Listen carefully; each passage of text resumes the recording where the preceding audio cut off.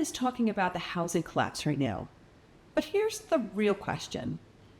Is there really a market crash happening, or are we talking ourselves into that market crash? And it's not just in the news or on TV anymore. It's on TikTok, Instagram, it's on your Facebook page, YouTube, you name it, it's everywhere. And all of those platforms are loaded with experts that know exactly what's going on and will tell you so. And here's the problem.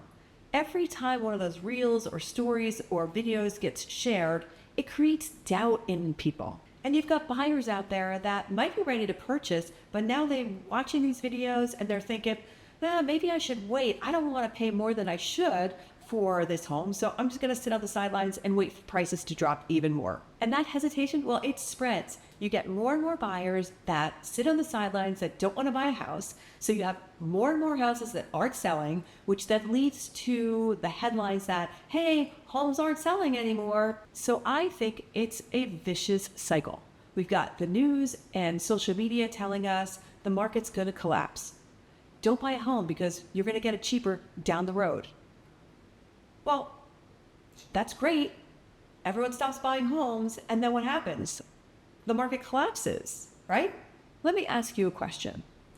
Do you think that the news and social media are just reporting the headlines, or do you think they're creating the problem? Here's what I'm hearing right now. I hear from my friends and from buyers, they're kind of stuck in limbo.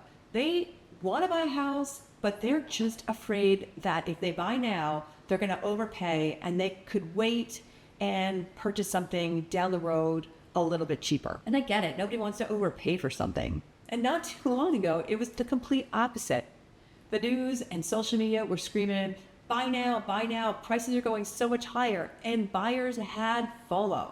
They were afraid of missing out on that deal and they got in at any price, no matter what. And now that FOMO has flipped. Instead of the fear of missing out, they have that fear that they're going to overpay. And that shift in psychology, well, that is changing our entire market. Do you think that the buyers are smart for waiting? Or do you think that they're making the slowdown worse? And the buyer's hesitation, well, that has a ripple effect on sellers as well.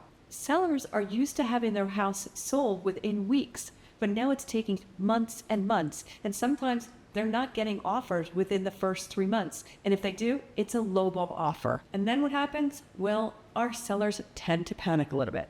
And we see them do one of two things. They either chase the market and cut their prices over and over again, or they pull their house from the market and decide that they're going to wait till prices get higher again.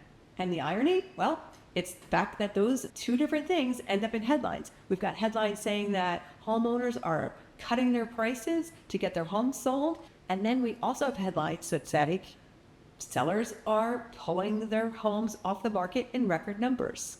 And those headlines, well, they contribute to the vicious cycle. Buyers see that sellers are slashing prices and taking their homes off the market, so they think the housing market is going to collapse. So do you think that cutting prices is the only way to sell a house right now? Or do you think that sellers are panicking too fast? I know that the housing market isn't just based on psychological ideas. I know that there's real factors involved in the real estate market right now. Mortgage rates are still high. They've come down a little bit in the last week or so, but mortgage rates are still high.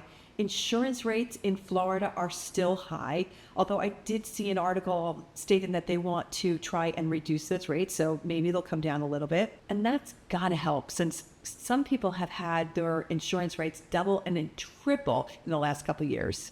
But here's the thing, the fundamentals, well, they explain part of the slowdown, but the other half of this slowdown, well, that's the fear that's being instilled in us by our news and social media. And that fear is making everything feel worse. Take Naples, for example. In July, our median home price was $595,000. That's up from June, which was $574,000. So does that sound like a collapse to you? And of course, here in Florida, we have some wild cards that make our real estate market a little more unpredictable. Aging condos, they're a big problem in Florida. Now we have new condo laws, but the problem with those are they created just as many problems. Buyers and sellers are now weary of living in condos because fees have skyrocketed.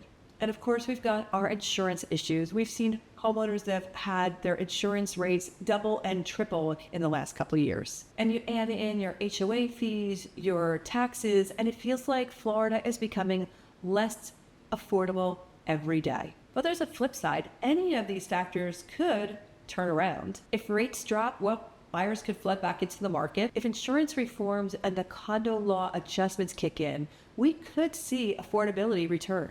If sellers stop panicking, well, we could see inventory stabilize in the near future. It'll be interesting to see what happens in Florida in the next 6 to 8 months if we get any of these factors to change. Yes, the fundamentals matter. But on the flip side, we have the psychological aspect. The more we hear about a crash, the more the buyers sit on the sidelines, the more the sellers panic, and the vicious cycle continues. It's a self-fulfilling prophecy.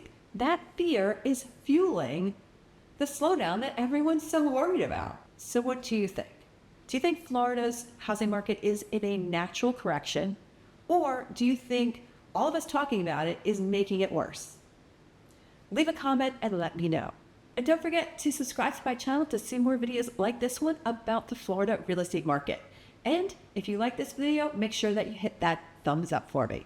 Until next time, my name is Laurie Rose, and I am a real estate agent based in Naples, Florida.